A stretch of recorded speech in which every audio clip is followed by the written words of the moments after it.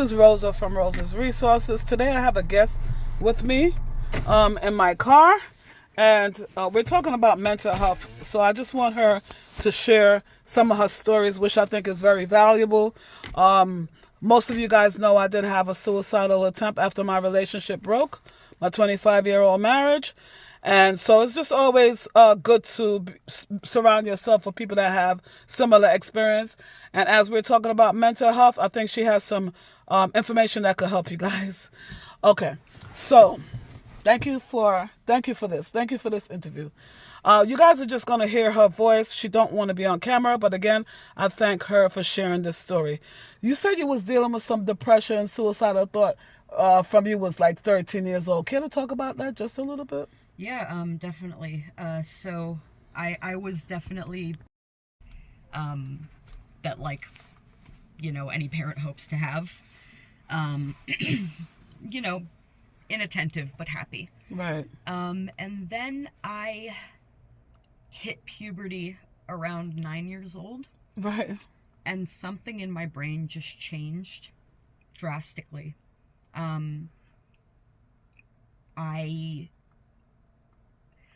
Feeling the emotion of joy became rare. Wow. I was depressed and suicidal 24/7. I started cutting myself. Wait a minute. I had a family member at an early age that started cutting. What was your reason for cutting? And by cutting, she means she was like trying to slice her wrist and other places on her body at 13. I need you guys to hear this. Please tell me why you were cutting, the reason. So it's kind of morbid, you know, for like a 10-year-old to be like, I'm gonna slice open my skin. Wow. The reason that I did it was because when you feel nothing every day, you feel just empty and just dead. Right. Cutting it the pain kind of became like the reminder that I was alive. And to get more on the scientific side, when your body gets injured, it releases endorphins, Mm-hmm. which are, you know, happy chemicals, you know, adrenaline, like Right. good feelings. So it calmed me down. When I would have panic attacks, I would do it. When I had a bad day, I would do it. But because it releases those endorphins, it's addictive. So then I was doing it every day. Wow. Did you, were those marks on your body lingering marks that you still visibly could see today? I have thousands of scars on Really? my body. Are you still cutting till today? No. I Okay. am 2.5 years clean. The most recent ones were actually burns. You burn yourself as well? I did, here, What? With the lighter? with a cigarette. Why are we doing that? Same reason as the cutting. You feel a lot of pain and a lot of emptiness. Yeah, and it started to be like any other addiction where you're doing it even though it's not helping. You're just doing it because it's all you know to do. And you know, it's like that saying, we all bleed red. Seeing that, you know, the blood was soothing. Really? Yeah. I hope you guys are listening, you know? So I picked her up, and first of all, I saw her on the outside. She had piercings, and she's a goth, right? So when she came in the car, I just tell her I like her. Her spirit was good. Her energy is good. You know, she wears all black, everything. But that's why you can't assume. Just don't assume. She's studying to be a psychologist. So that's why I thought she was going to be a great psychiatrist, because of her story, because of what she went through. She's not only going to school just to read books. She actually lived this. So whatever you guys are going through, turn those pain into victory. So as you're going to study the psychiatrist, who are you trying to reach? Children, men, what? honestly, definitely not men. Not men. Okay. Because I'm kind of scared of them. Oh, really? Why? Why are you scared of men? Because men can do horrible things. When women are depressed, they have... Take advantage. It's not like women don't get violent and hurt people when they're depressed, Right. but men are more prone to it. Okay. Because of the way that boys are raised societally. Physical, yeah. To, rough house with people. Mm-hmm. They're taught that violence is okay and that violence is an okay way to release emotions. Right. So I'm kind of scared of men.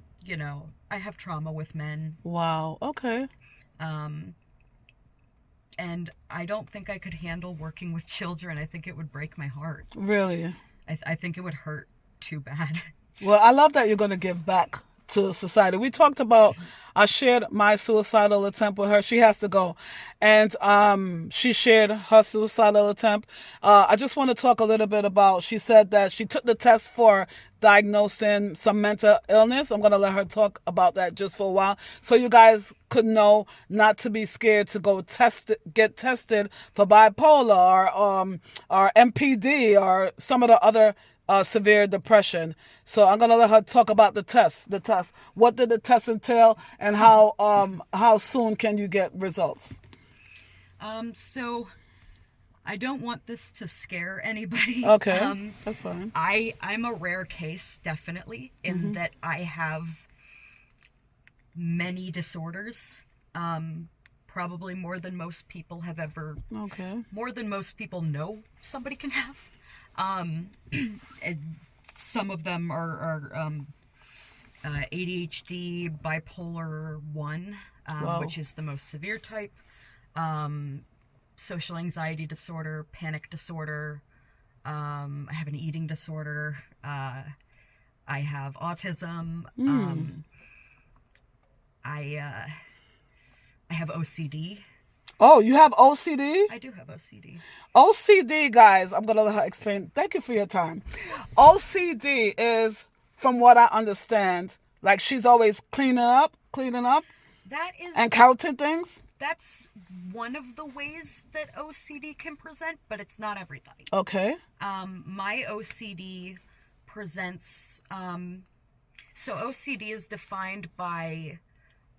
obsessions and compulsions. Wow. Obsessions come in the form of intrusive thoughts, which are very vivid thoughts in your head that are really disturbing. Okay. And you can't get them out.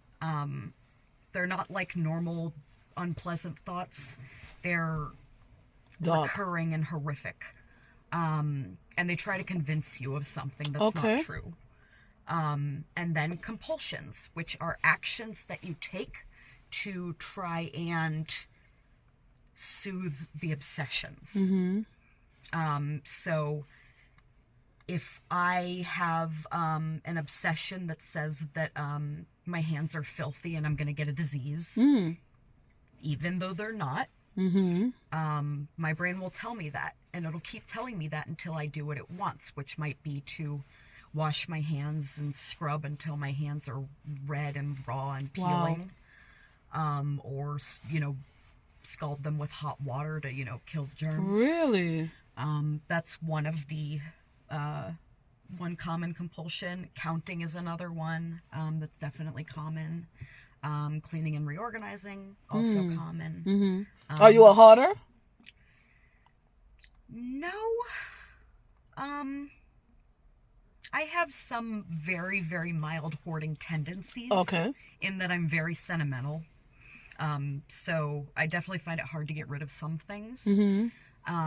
But by no means am I like keeping things that have no value. I don't keep like trash or anything. My room is very clean.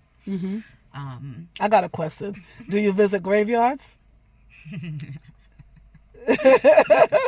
I enjoy visiting. I connect. I enjoy visiting. I like walking through the Jewish sections of graveyards, because one, I can spot my last name. Okay. And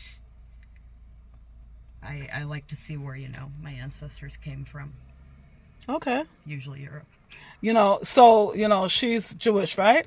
And she asked me the question about wearing the cross because she has cross all over. You have tattoos? No, I'm surprised. I've one. Okay, I'm surprised. Sober. Sober. How many years sober? 3.5. Good. So I'm just glad she's still on her path. She gave me time, just to talk to her. She's still on medication. She said she'll be going to therapy for a very long time, maybe all her life. And I just want you guys to know, therapy is not something you're just going to do 1 week and stop. If you want to get healthy and be in a better space, go ahead and get help with the mental illness. Go ahead and get diagnosed. I'm going to ask her to explain how you guys can go about getting, how would you go about if you want to get tested for whatever disorder you have? What are the steps? How do you take care of that? Great question. So, of course, your insurance is going to come into play, but all that aside, that's the same with any doctor. Right. The first thing you're going to do is you're going to find a psychiatrist. It can be a psychologist, but you may find an easier time getting a diagnosis from a psychiatrist. Psychiatrist, okay. So you're going to find a psychiatrist. I recommend a website like ZocDoc. Say it again. ZocDoc. Spell it, please. ZocDoc.com. Okay. That is a great service for finding psychiatrists, including like online visits, so you don't have to go in person if that's too intimidating. Okay. So you're going to find a psychiatrist who, presumably takes your insurance, and you are going to schedule a psych eval or psychiatric evaluation. Right. You can put in the notes what you think you might have, so they know generally what they're evaluating you for. Right. Or if you have absolutely no idea, that's okay too. You can just schedule a consultation or a psychiatric evaluation. They will see you. They will ask you a few questions about yourself, very general questions. Right. And then if they suspect a disorder, they will start asking you questions of the criteria for that disorder. So they're basically interviewing you. Okay. So it's just a lot of them asking you questions. And you answer them honestly. And generally this process is somewhere from 45 minutes to an hour and 30 minutes. They will finish the psych eval. And they'll either maybe email you your results. It'll be a letter, basically. Right. Saying that they believe you fit the criteria for this disorder. Or they may mail it to you. Generally, you should have your results within 1 to 5 days. And once you have your diagnosis, or multiple diagnoses, right, you can continue seeing that psychiatrist, and they can prescribe you medication. That will help. The medication help, right? Medication is the reason that I am alive today. Medication is not something to be afraid of. There you go. You can discuss side effects with your with your doctor. Right. There is no side effect that is worth more than your life. Thank you for that. So, yeah. Get help. It's okay to get help. Don't be afraid of medications. For therapy, there are so many options. Good. CBT, DBT are two, gold standard. Any therapist is going to recommend that. And they're fantastic. Good. I also recommend individual therapy at least once a week. Okay. A lot of people think that once a month is enough. It's not. Oh, wow. You need at least once a week. I see mine twice a week. Right. A lot happens in the span of a week. You need to be seeing them. Do you know your triggers that brings on your anxiety or whatever it is? You have triggers? Of course. To your mental health? Absolutely. Okay. Pressure. Pressure from the I had my first manic episode, which is a feature of bipolar disorder. I had my first manic episode in my first week of college. Oh, wow. Because it was a life change, and there was pressure on me to do well, and it essentially made me lose my sanity for a little bit. So stress and pressure are enormous triggers. My peers can be triggers because I have a lot of body image issues and a lot of self-esteem issues. So well, I could tell you're beautiful right now. And you know what surprised me about you that you said that you don't have tattoo. You only have that one sober. Just the one. I'm going to get one eventually, but I'm not a big tattoo person. But what I like about you also, I'm a hairstylist. I didn't tell her that. I like your little haircut in the front, you know. Like I said, she's Gothic. Do you go to the Village, like down in West Village? The West Village? No, the East Village, yes. Okay. Love the East Village. Love trash and vaudeville. Love Funky Town. So your party style is like raving? You rave? No. I don't party at all. Okay. I've never been a party person. That's why you can't assume. God, she look like a party animal. I do not party. I am sober. There wouldn't be much for me to do at a party. I do love concerts. Oh, good. Okay, good. Love concerts. Good. So you're finding a little happiness now? You don't feel so empty anymore? A lot anymore? I'm happier than I have ever been in my life. Because of the medication? Because of the hard work I've done in therapy and with taking my medication every day. Very good. Is it a lot of pills that you have to take? Yeah. Not like an insane amount. I think I take probably about 9 pills every day. That's fine. How do you deal with your mental health, like if you're dating? Do you disclose this to your partner, or? This is my boyfriend's house. Let me see. I have been, I've been in a few serious relationships. I'm currently in a serious relationship. Okay, good. I met my boyfriend in treatment. Okay, so you guys managed together. Yes. Okay, we good. We are both bipolar. We are both sober. Good. We are both in therapy. And serious about, moving forward with your health. Absolutely. Very good. Oh, absolutely. Do you plan to have kids? And because, you know why I asked you that? Because you said, and she told me something that I didn't know. Because you said it's genetic. Mm-hmm. Is that a concern of yours? That is a concern of mine. I'm not worried about disorders like autism. I'm not worried about passing down to my kid. Autism it's not a curse. Right. I'm very happy. But some of the disorders I have kind of suck a lot. I would hate for my child to have OCD because it's a nightmare. Do he have OCD as well? He doesn't. No. Okay. I would hate for my child to have an eating disorder. Oh, do you have eating disorder? I do. Really? Okay. Yes. Wow. So it's a lot. You got a lot on your plate, but at least you know how to manage it now. Before we go, I thank you for your time, and I thank you. So I'm going to let you go because I know I took a lot of your time.